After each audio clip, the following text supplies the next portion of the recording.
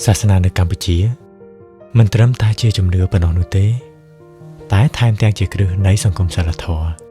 សម្រាប់ការរស់នៅប្រចាំថ្ងៃរបស់យើងផងដែរ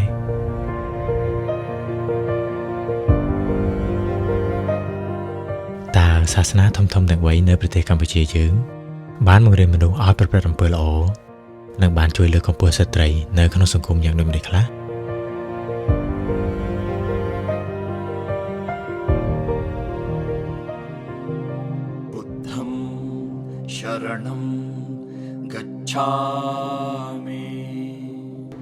ពាក្យថាអំពើល្អដែលព្រះសម្មាសម្ពុទ្ធសម្ដែងនៅក្នុងបត្រៃបិដកនោះគឺមានច្រើនប្រភេទណាស់ប៉ុន្តែនៅក្នុងទីនេះគឺយើងក្តោបតែចំណុច3សំខាន់ទី1មិនធ្វើបាបទី2ធ្វើអំពើល្អទី3ធ្វើចិត្តឲ្យស្អាតបើសិនជាបុគ្គលណាដែលមានគោលធម៌ទាំង3បុគ្គលនោះនឹងក្លាយទៅជាបុគ្គលឧត្តមឧត្តមជាបុគ្គលដ៏ប្រសើរពាក្យថាបុគ្គលដ៏ប្រសើរគឺជាបុគ្គលដែលមានសេចក្តីសុខគឺថាបុគ្គលដែលមានសន្តិភាពខ្លួនឯងទីណាដែលបុគ្គលមានសេចក្តីបរិសុទ្ធនៅក្នុងខ្លួនទីនោះអាចញ៉ាំងទីកន្លែងនោះឲ្យបរិសុទ្ធមិនត្រឹមតែប៉ុណ្ណោះចូលទៅក្នុងសង្គមក៏សង្គមនោះឯងក៏រីកចម្រុងចម្រើនដែរ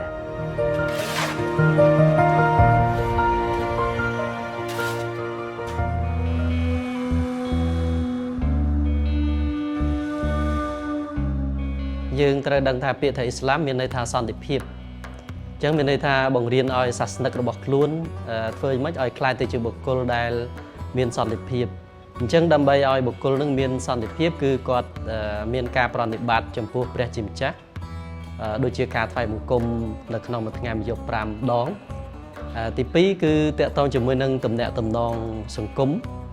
មគ្រួសារក៏ដូចជាក្នុងសហគមន៍ឬក៏សង្គមទូទៅអញ្ចឹងគាត់ត្រូវចេះសហការគ្នាមានអាកប្បកិរិយាល្អមានភាពស្មោះត្រង់ហើយនឹងមានទំនួលខុសត្រូវនៅក្នុងការងាររបស់ខ្លួន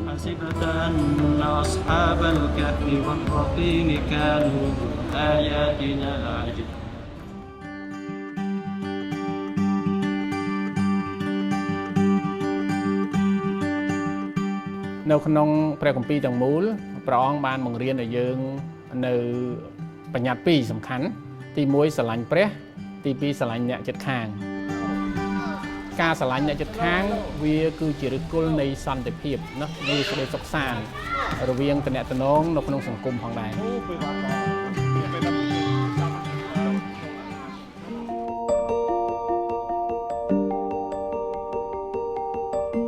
តាមប្រសាសន៍របស់ជាក្រីមូហាម៉ាត់មានន័យថាស្ត្រីអ៊ីស្លាមគឺជាពាក់កណ្ដាលនៃសង្គមតកតនឹងការប្រតិបត្តិនៅក្នុងសាសនាគឺគាត់មានកាតព្វកិច្ចស្មើគ្នាហើយចំណែកនៅក្នុងសង្គមមានន័យថាបើសិនជាបុរសគាត់អាចបំពេញកាតព្វកិច្ចជាគ្រូបង្រៀនជាថ្នាក់ដឹកនាំឬក៏តួនាទីផ្សេងៗស្ត្រីក៏គាត់មានសិទ្ធិអញ្ចឹងអានេះគឺបង្ហាញអំពី gender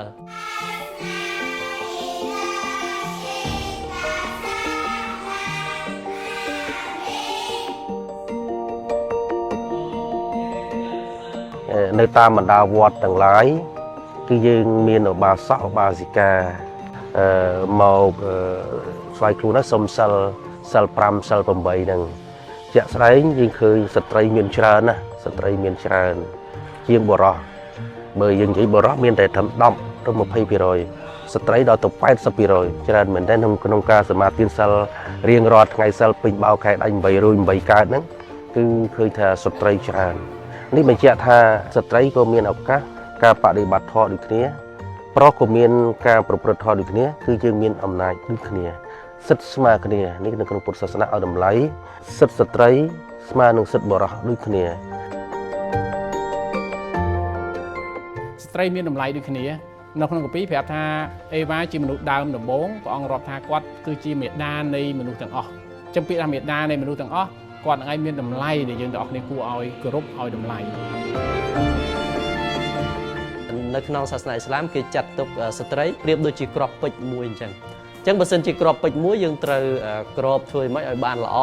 ដើម្បីរក្សាអំពីគុណតម្លៃរបស់គាត់អ ហើយមិនមែនជាចំណៃអារម្មណ៍របស់មនុស្សប្រុសទេអញ្ចឹងមានន័យថាការដែលគាត់គ្របហ្នឹងគឺការពារតម្លៃរបស់គាត់ហើយជាការសម្រេចចិត្តរបស់គាត់ហើយក៏អត់មានការបង្ខិតបង្ខំថាបើសិនជាគាត់អត់ពាក់ហិជាបនោះទេមានន័យថាត្រូវតែមានពិន័យឬក៏តនកម្មទេអត់មានទេ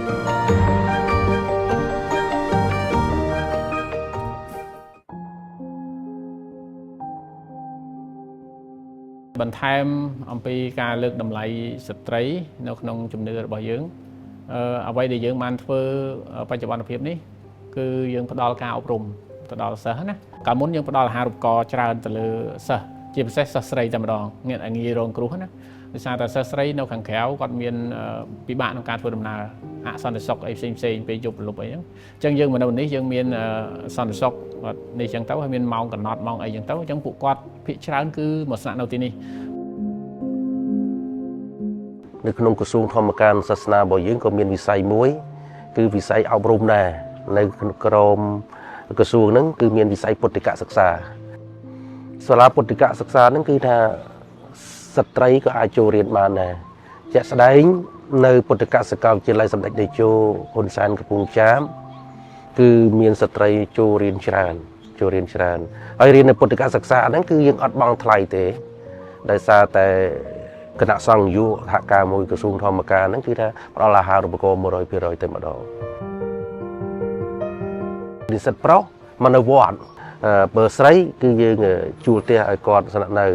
ហើយស្នាក់នៅគឺក្រុមការឧបត្ថម្ភពីប្រសង់ចាត់ការដតីទៀតដែលមានគ្រឿងបរិភោគអីហ្នឹងគឺថាចែកម្លែកដល់ពួកគាត់ដូចជាត្រីខមីអីសពបែបសពយ៉ាងដែលប្រគេនប្រសង់ដែលប្រសង់បែងចែកមួយម្លែកគឺសម្រាប់ពពួកគាត់ដែរអនុគ្រោះពួកគាត់ដែរ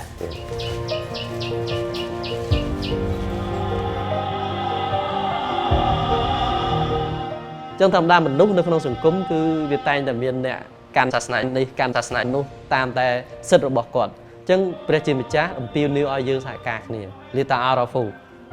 មកស្គាល់គ្នាណែនាំគ្នាថាឥឡូវយើងមានអ្វីល្អដើម្បីចែករំលែកចូលរួមចំណែកនៅក្នុងការអប់រំឬក៏ការកែលម្អធ្វើម៉េចឲ្យសង្គមនឹងវាល្អប្រសើរចឹងសាសនិកទាំងឡាយមិនគួរគប្បីប្រកាន់ឆ្លោះប្រកែកគ្នាទេគឺយើងត្រូវតែធ្វើការងាររួមគ្នាការងាររួមគឺថាបង្រួមមនុស្សជាតិឲ្យរស់នៅជាមួយគ្នាប្រកបដោយសុខដុមរមនាទោះបីជាយើងជឿទៅលើព្រះណាក៏ដោយប៉ុន្តែវប្បធម៌យើងជីវធម៌យើងនៅតែជាខ្មែរដែរទេអញ្ចឹងយើងគួរតែពង្រឹងលើកស្ទួយទាំងអស់គ្នា